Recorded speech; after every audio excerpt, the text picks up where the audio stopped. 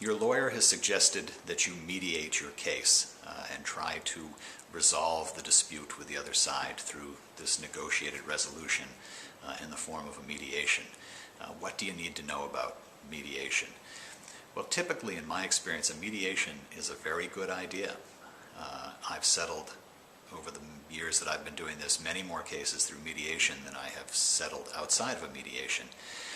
Mediation is an organized negotiation where you involve a neutral third party who's not on anybody's side, who tries to help you reach an agreement. A big part of what the mediator does is keep people talking, because often there are points in the negotiation where one side or the other gets mad and wants to walk away. Often that can happen early on. The one side demands tons of money, the other side offers virtually nothing, and both sides are tempted to just walk away. Part of the mediator's role is to keep people talking, to try to get those numbers to overlap, to try to get the plaintiff to demand less and the defendant to offer more until the two numbers cross.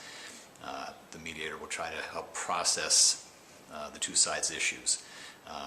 Will, in a large way, give both sides an opportunity to be heard. A lot of resolving a dispute is letting both sides feel like their side of the story has been heard by somebody. And that's important all by itself, and a mediation offers that opportunity. Nobody can force you to settle a case in a mediation. If you don't want to agree, the mediator can't and won't try to make you agree. I think a good mediator will offer you very good reasons why you should agree. A good mediator will tell you, I think, the weak points in your case, and will do the same thing to the other side as the mediator tries to move you closer to a resolution. And that's useful. One thing that you get out of a mediation, even if you don't make a deal, is you get to hear what the other side has to say. You get to hear what they think their strong points are, what they think your weak points are. And preferably you'll get some indication from the mediator as to what the mediator thinks your weak points are and what the other side's strong points are. And that's useful. Even if you don't make a deal, going through the process will teach you things, will make you think of things that will be useful in terms of later fighting your way to a resolution in a courtroom dispute or in arbitration.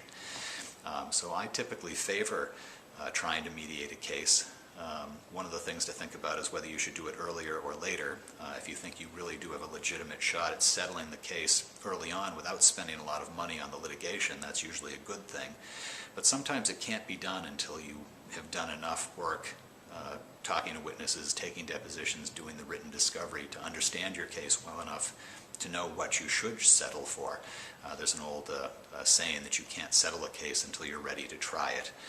And there's a lot of truth to that. If you don't know how much you should be willing to pay or how much you should be willing to accept, it's very difficult to make a deal. And sometimes the litigation process will put you in a position to make a deal later rather than sooner. Sooner is better if you can do it, but sometimes it has to be later.